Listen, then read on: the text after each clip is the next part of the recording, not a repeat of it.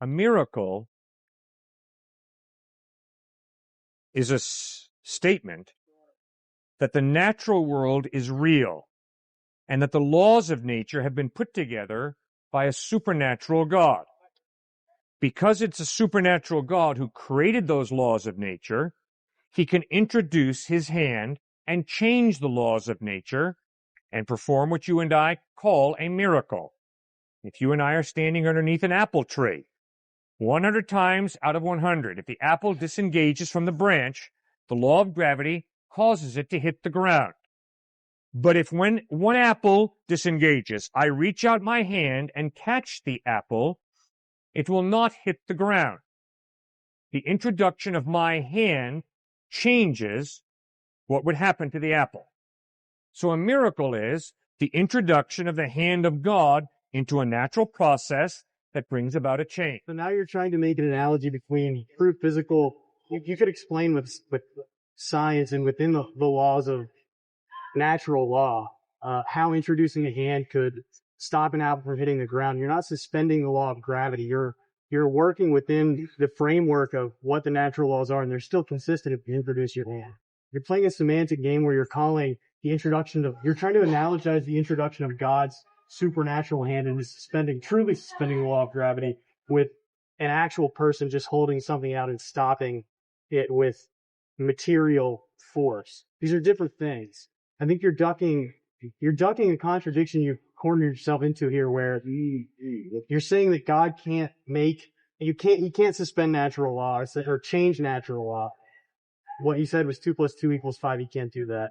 So saying that if you're admitting that Jesus had these miracles where he could turn water into blood, that seems to be exactly the sort of thing where he makes 2 + 2 = 5. That's not. You've given this poor analogy to try and explain it away, but it is just that. It's a poor analogy. Okay, I'm sorry that's a poor analogy. I'm sorry I'm not smarter to meet your level of criteria for intelligence, all right? That's not what I said. That's exactly what you said, sir. And be honest. Be honest. Come on, man. That's not what I said. Yes, you did. It's exactly what you said. I didn't say you were stupid. All right, then correct yourself. I said it was a poor analogy. You said it was a lousy analogy, okay? Yeah, it was. I stand by that. I don't think that means you're stupid. I think that you just gave a poor analogy. You didn't adequately explain away the challenge that I posed. Well, I disagree with you. I think it's a great analogy, and I'll use it again, okay? If I'm standing under an apple tree and an apple disengages 100 times out of 100, the law of gravity will pull it to the ground. But if you introduce a hand, my hand or your hand, and you catch the apple, it will not hit the ground. Why does it not hit the ground? Because you have a personal being who has reached out and grabbed the apple, caught it. So what's a miracle? A miracle is not a denial of natural law. A miracle is the introduction of a hand, the hand of God, into a natural process that changes the natural process. The reason that is different from 2 + 2 = 5 is 2 + 2 = 5 is illogical. A miracle is not illogical. A miracle is simply changing a natural law. Now, does that make any sense or not?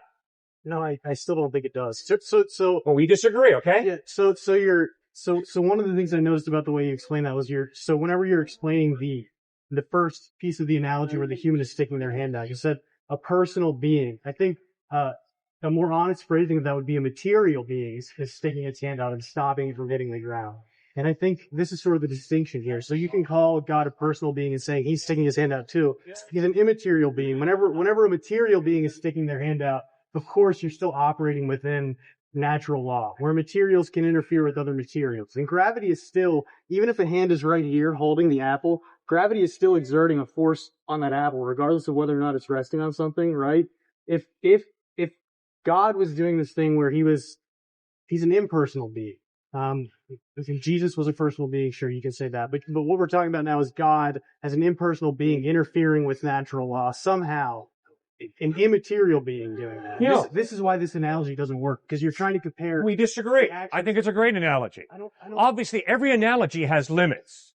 So obviously, all of my analogies have limits. No question about that. But I think it's a great analogy. It's how you define reality. And from what you're saying, I understand you to be saying reality is matter and energy. I am convinced there's more to reality than matter and energy. I'm convinced that there's a supernatural God that goes beyond matter and energy. I'm convinced that there's an ability to love that goes beyond matter and energy. I'm committed to the fact that there's a value of justice that goes beyond matter and energy. But you have limited reality to matter and energy. Fine. That's where we disagree.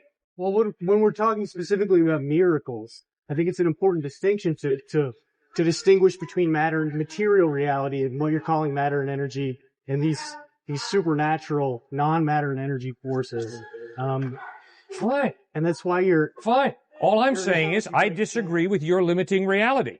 You've limited reality to matter and energy. I haven't. I'm saying that matter and energy are very real, very important part of reality, but there's more to reality than matter and energy. There's a supernatural God. And when this supernatural God who created matter and energy chooses to intervene in matter and energy and change things, we call that a miracle. Yeah, okay. Well, then you've admitted what my original point was, where God can work outside of the laws of reality. And at this point now the analogy that we were originally arguing about, where the collateral damage that humans incur whenever they commit acts of war, God shouldn't have those same limitations because you're saying he doesn't have to work within material reality. You've admitted the point that I wanted you to admit when I initially came up. Well, then you should be a happy camper. I am. Good. Glad I made you happy. So then how do you square what you've just admitted with the limitations you've imposed on God about collateral damage? Because you don't respect me enough to listen to what I say. I do. No, you don't. Yes, I do. I'm telling you, you don't.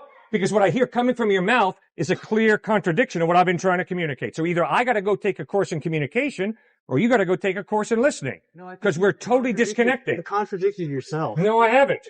I've been perfectly consistent. Totally consistent.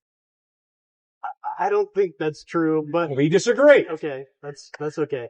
But as to your so maybe half an hour ago you were talking about the consistency of the New Testament, the historical accuracy of eyewitness accounts and stuff. How do you square? So there are many messianic figures that had eyewitnesses that preceded Jesus by thousands of years. Like who? Mithra, I think Osiris was one. There were a few others. Preceded Christ by thousands of years. Yeah. And they had very... I encourage you to go back and check your dates. It's true. So Mithra, I think, was 1000 BC, and he had a very similar story where he actually had 12 disciples. He was eyewitness recorded to have walked on water. His story spread the same way that the Jesus story spread. He actually died, and he had a 3-day interim before he rose from the dead again. He was supposed to be... It's very common in old world religions to have messianic stories that are very similar to those ones. So what is it that you're finding able to distinguish between those messianic stories and Jesus, if you're familiar with those other stories? There is only one account that predates Jesus of a resurrection. It's Osiris and Isis. That's just not true. Good. You're right. You and I got some strong disagreements, buddy. I know you're wrong. I have studied this issue carefully. I think you're wrong. You are absolutely wrong, sir. There is only one account of a resurrection that predates Christ. It's Osiris and Isis. That's what it is. So then why do you deny those? Mithra certainly is. I don't deny it. I just said there's one. And it's not 1000 BC either. Somebody can Google this to see if there are other ones. Which one? Just Google messianic figures that preceded Jesus and see if there's more than one. I said resurrection.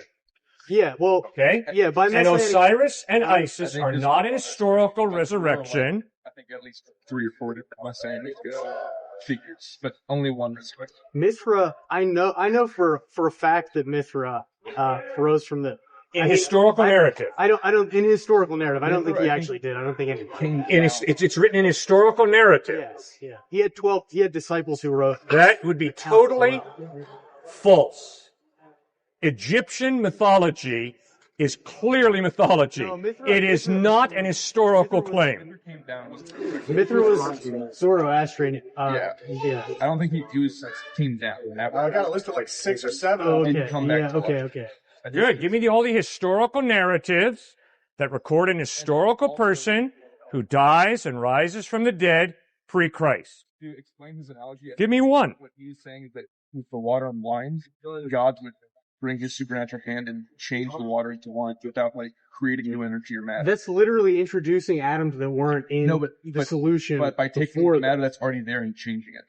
he would still conserve energy. He wouldn't break that law. He would not create new things. He'd take up atoms around and create.